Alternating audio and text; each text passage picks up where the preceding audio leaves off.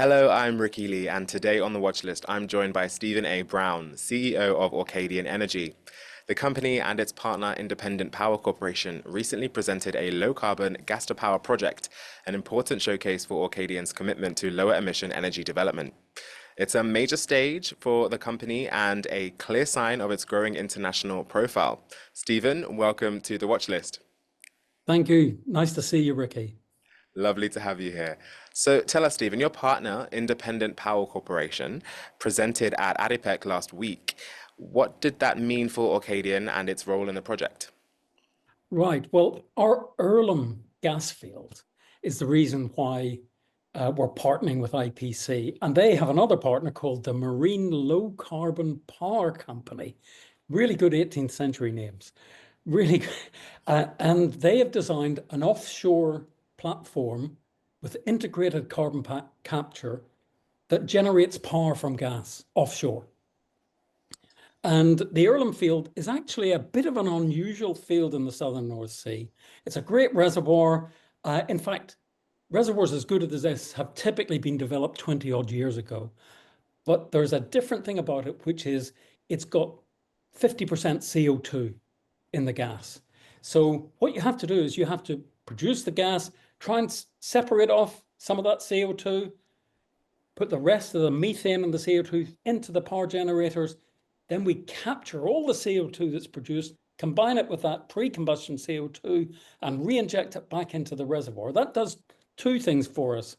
First of all, it maintains pressure in the reservoir, which enhances gas recovery, but it also captures all of the CO2 and puts it underground.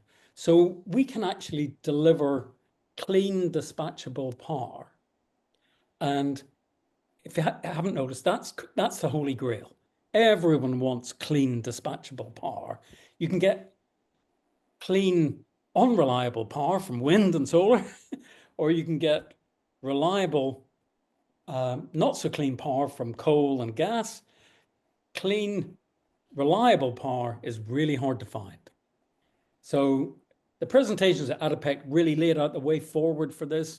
We'd bring the power down past the bottleneck in the grid in Norwich, and we'd be selling the gas to data center operators. So we call this not a gas to power strategy, we call it a gas to artificial intelligence strategy.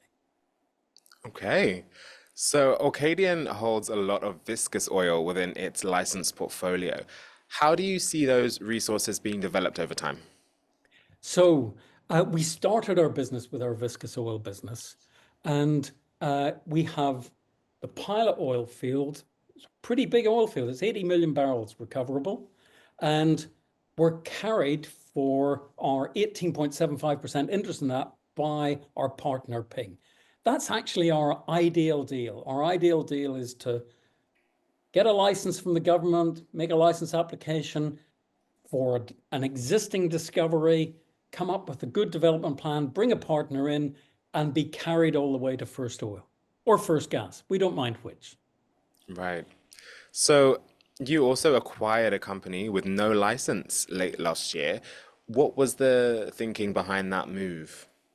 Well, that company's called Halo, and we actually share it with IPC, our other partner. When we bought it, it had no licenses, as you said. So why did we buy it?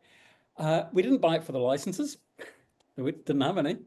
It has some very good information on the Pegasus and Andromeda gas fields in the Southern Basin, because historically it has participated in 2 exploration wells there. But the history is actually the key. The history, actually, it's the fiscal history that matters. And that gives the entity a fiscal advantage when it's combined with a producing asset. So that's hugely beneficial. And our plan is to try and crystallize some of that value for Orcadian shareholders by combining Halo's fiscal history with some producing assets. And that's what we're busy working on just now. Amazing. Well, thank you so much for your time today, Stephen.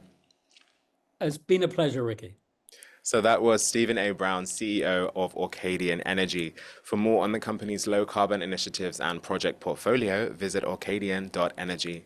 That's all for this episode of The Watch List. I'm Ricky Lee. Make good choices today.